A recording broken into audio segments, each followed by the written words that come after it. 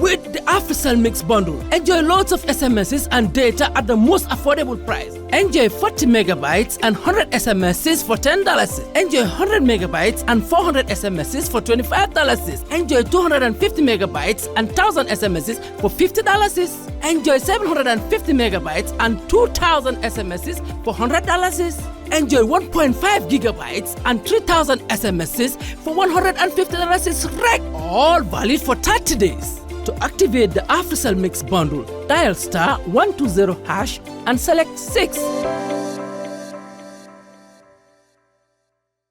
Walk into any AfriCell outlet and purchase the AfriCell 4 Mbps mega bundles valid for 30 days at any AfriCell outlet and get a free CPE router. Bi opanaka man mangi dim uti suma boss AfriCell rek. Buy the AfriCell 3 Mbps mega bundle for $2,700 at any AfriCell outlet and get a MiFi for free. No time for buffering. Speed recklin wa.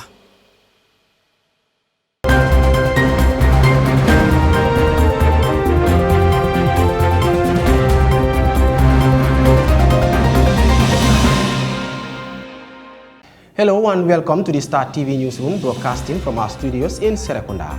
I am Seydou Kamara and thanks for joining us. First with our headlines. National Assembly to commence budget session next week. Sabi Ward Councilor faces local government commission.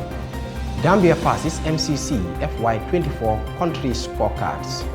Gach Mining Company pays $1.5 million to Tujereng VDC. On international news, patients from Gaza stuck in occupied East Jerusalem with no permits. Britain's Charles III gives first king's speech as monarch. Chile constitutional referendum. New draft law facing strong opposition. Those were the headlines, and now the news in detail.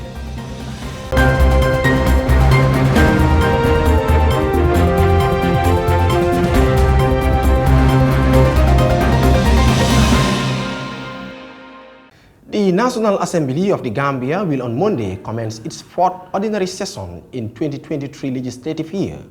During this period, lawmakers will consider the government revenue estimates and other relevant legislative matters. Maria Madem reports. The fourth ordinary session of the National Assembly will begin on Monday, 13th of November to Friday, 22nd December 2023. During this period, National Assembly members will consider the estimates of revenue and expenditure of the Government of the Gambia for the 2024 fiscal year. Other businesses such as questions to ministers for oral answers, reports of various committees and parliamentary delegations, motions and bills are also part of the agenda. Meanwhile, the Select Committee on Education, Training and ICT has kicked off an oversight tour to schools in the Greater Banjul area as part of their ongoing commitment to monitor and enhance educational and training institutions. The committee will engage school administrators, staffs, and all stakeholders across various departments. These visits to schools serve as an opportunity for committee members to gain first-hand information on the activities of schools. Maria Madam, reporting for Star TV News. The Local Government Commission of Inquiry on Wednesday continues to hear from witnesses from the Basse Area Council. The latest to appear before the commission is the councillor of the Sabi Ward Committee. The sittings, as Awasani reports, focuses on the issues regarding the 2021 audit report that was conducted by the area council. The 2021 audit report states that the withdrawal of money that belongs to wards including Sabi, Bajakunda and Gambisara wards was withdrawn without following due process. This withdrawal involves the then CEO, finance director and other councillors of the council withdrawing from the accounts of these wards mentioned without the knowledge of ward leaders. As the councillor of Sabi ward, Mr. Yuba Jawara, was then asked about the withdrawal of $100,000, which he did together with the CEO and the finance director. Jawara accepted but denied that it was not taken without following due process. Here he explains. Because there is no procedure. From that very day till date,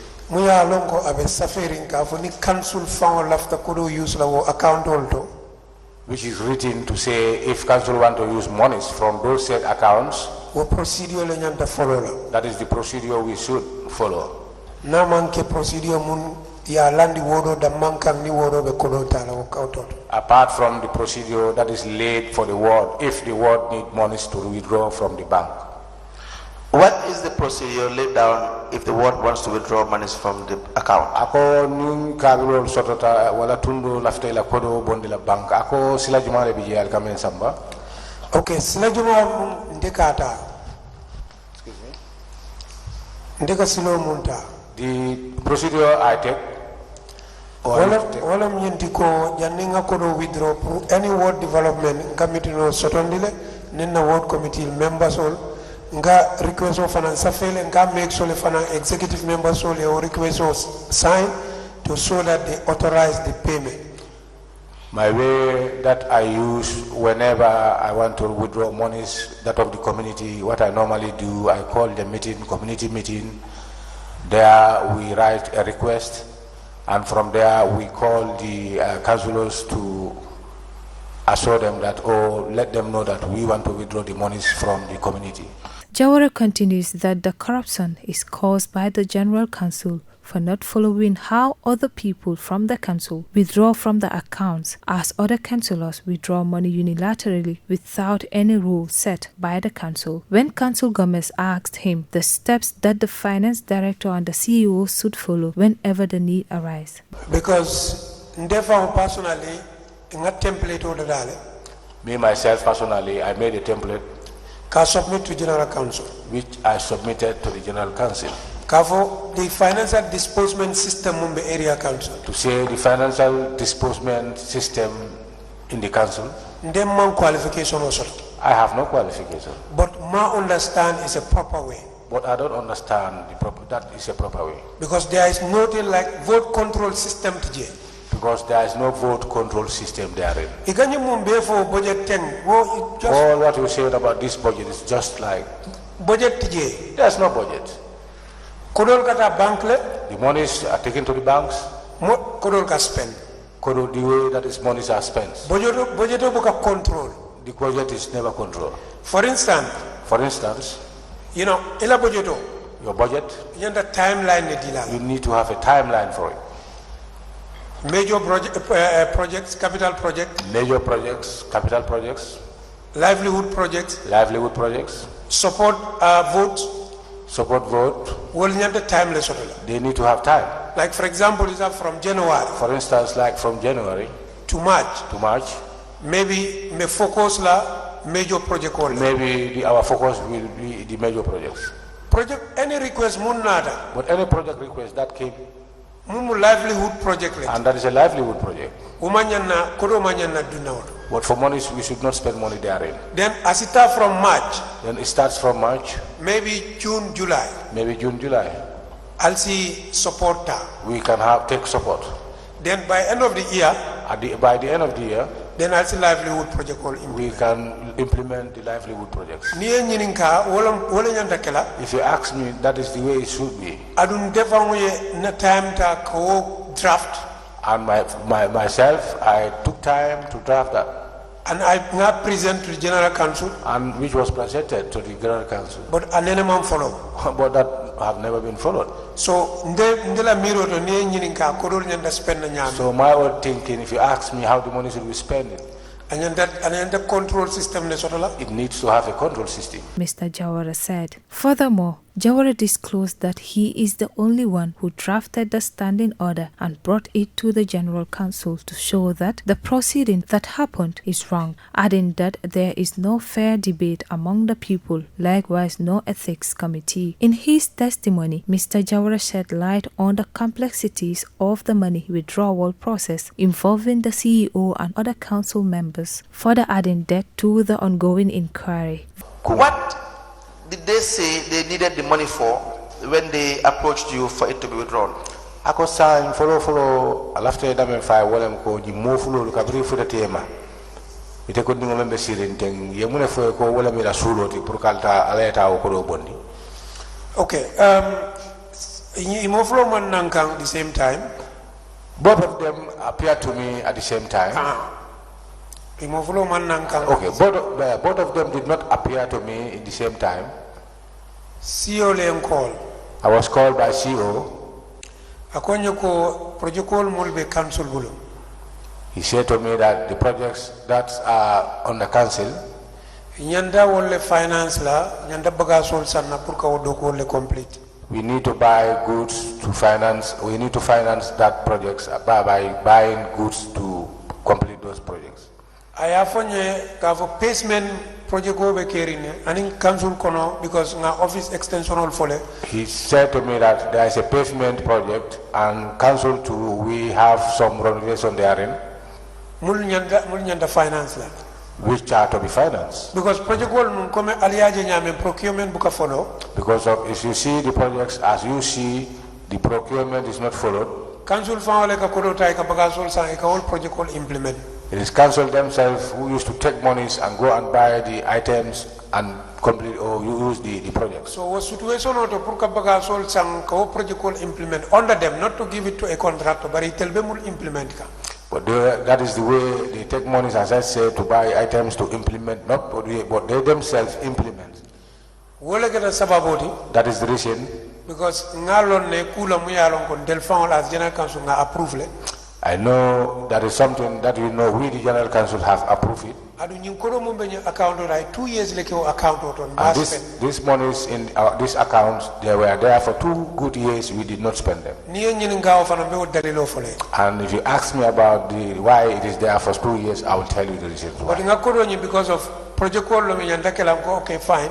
Yes, but because of our monies, and I know there are projects that need to be implemented. But But I assure them that when they take these monies,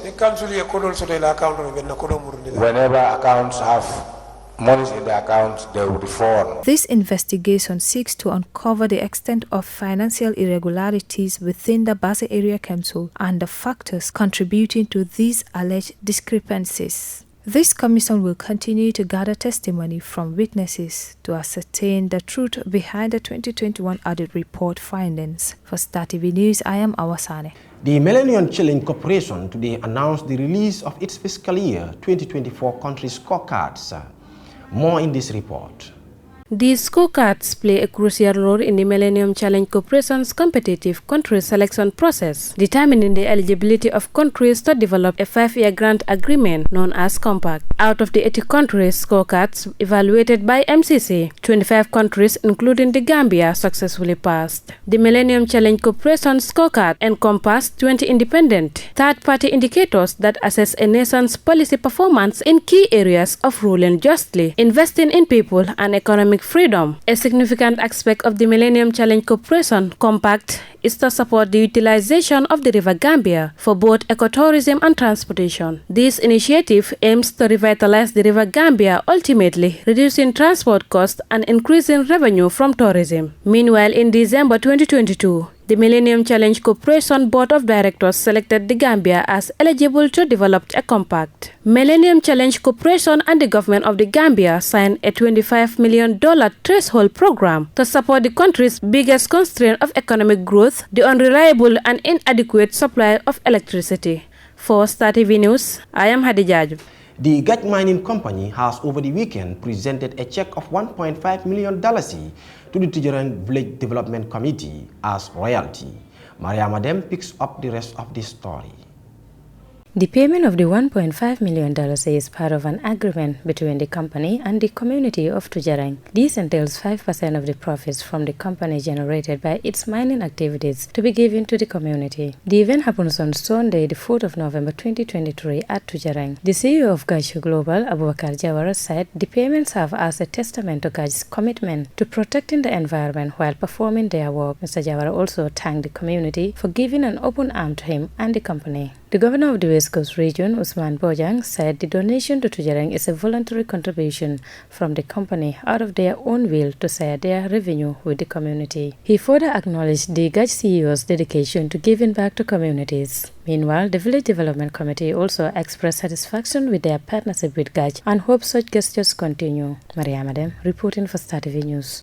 From that story, we will now take a short commercial break, and when we return, the news continues. Stay tuned. Assalamualaikum mbokk yi dina yëgal rek ne tey moom dañ ñëw ànd ak yéen ak ñi nga xam ne ñooy Afrimoney oncle yow naka nga dee jëfoo li nga xam ne ni moo nekk Afrimoney bi fii suma sop la customer mu moom am ci la ma fayé ci Afrique Money man mi bu ma jënd merchandise fi ci Afrique Money fi lay fayé man sumay order suma bagage sa Afrique Money la day use def na sa sumay dem ci restaurant bi man suma alaaji Afrique Money len day use pour fay suñ bill bi na man ma day yobu e bagage way fuma yobu bagage yépp Afrique Money suma fun bi lay ma fayé mu yombalal ñuko ba buga dé sa tontu moy akay mën nga jëfandiko sa Afrique Money pour fay lepp lo bëgg fay ci nim gëna yombé ak Afrique Money dialal star 777 hash nga tan 9 dugal ko ci boutique ba lolu rek la fay nga fépp fa mëna nek rek ya ngi ak sa téléphone dugalal xaliss ak Afrique Money agent bu mëna doon wala Africell customer care mba nga call 777 ñu léralal la ko. Welcome back after that short commercial break. If you are just tuning in, you are watching the Star TV Newsroom. Let's now take a look at some international news. Thousands of people from Gaza are stranded either in Israel or the occupied territories, unable to return home. Some are patients receiving medical treatment. Human rights organizations are calling on the Israeli government to ensure their safe return. Al Jazeera's Sarah Khairat reports from occupied East Jerusalem.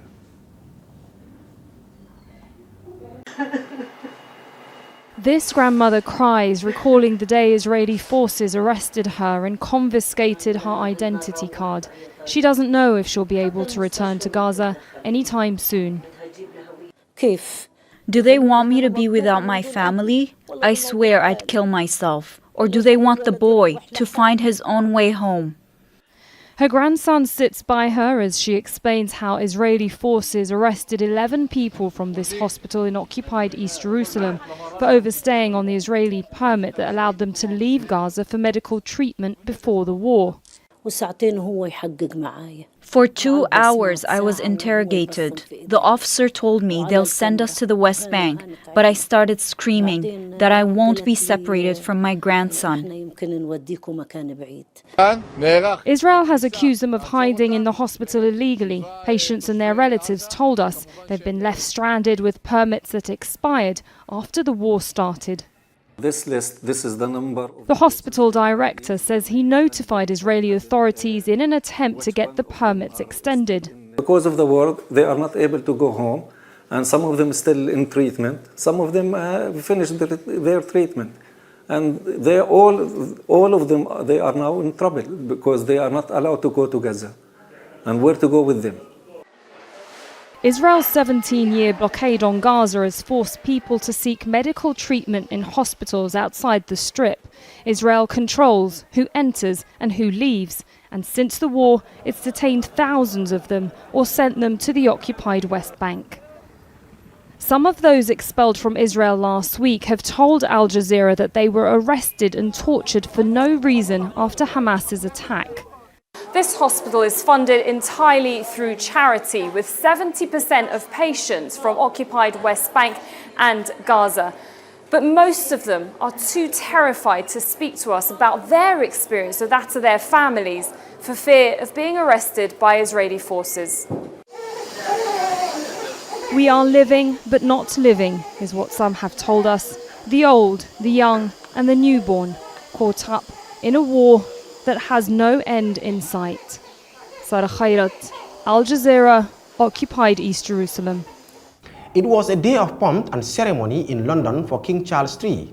The King's speech laid out the pre-election agenda for the Conservative government, formally opening the UK Parliament, the first one for 72 years by a king. Al Jazeera's Harry Farshid reports from London. On a bright autumn day, a familiar yearly journey for the British monarch, but in one place past a backdrop of anti-monarchy protest. And for the first time in more than 70 years, it would be a King's speech, not a Queen's speech, at the heart of Parliament's state opening.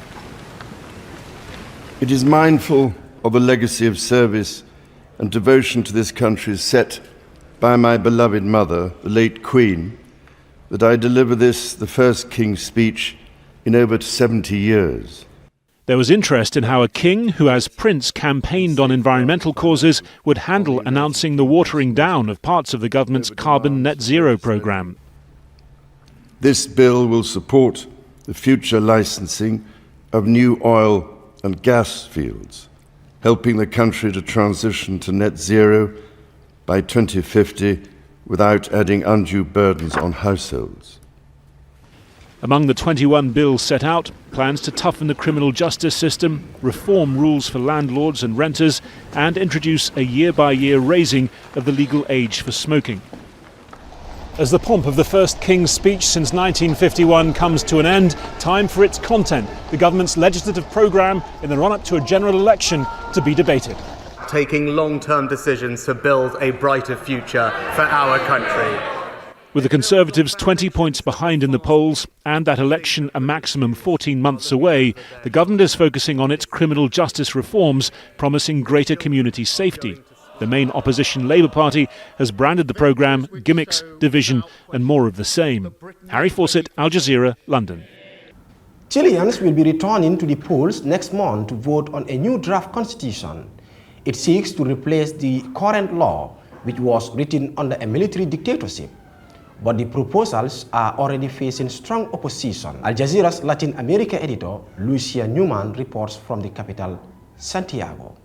For the second time in just over a year, Chileans are being presented with a text for a new constitution. Left-wing President Gabriel Boric tried to mask his disappointment with the right-leaning draft. Whatever the Chilean people's final verdict, we can say that our mechanisms and form of interacting politically continue to be essentially institutional and democratic. In September last year, Chileans rejected a draft charter written primarily by left-wing delegates. It guaranteed social rights, gender parity, abortion, environmental protection, and much more. But for the majority, it went too far. This time, the pendulum has swung to the extreme political right, which controlled the process with veto power. This new constitution eliminates political debate. 4 years ago, millions of Chileans took to the streets to demand a new constitution to replace their current dictatorship-era charter. Then, as now, better public health, education and pensions were at the top of their demands. Yet the new convention couldn't resolve these fundamental issues. The issue is that we have been trying to put this kind of decision at the constitutional level. And it shouldn't be probably at the constitutional level. Many are frustrated and even embarrassed. In 6 weeks, Chileans will again vote in a referendum that, according to polls, is likely to reject this latest attempt to give Chile a constitution that can unite the country. And if that is the case, there won't be another chance for a very, very long time to come. Lucia Newman, Al Jazeera, Santiago. Before we end the news, a quick recap of our headlines. National Assembly to commence budget session next week. Sabi Ward Councilor faces local government commission. Gambia passes MCC FY24 country scorecards. Gach Mining Company pays $1.5 million to Tujereng VDC. On international news, patients from Gaza stuck in occupied East Jerusalem with no permits. Britain's Charles III gives first King's speech as monarch. Chile constitutional referendum. New draft law facing strong opposition. That's all we have for you in this edition of the news. Do join us tomorrow for more news. In the meantime, do enjoy the rest of our programs. Thanks for watching.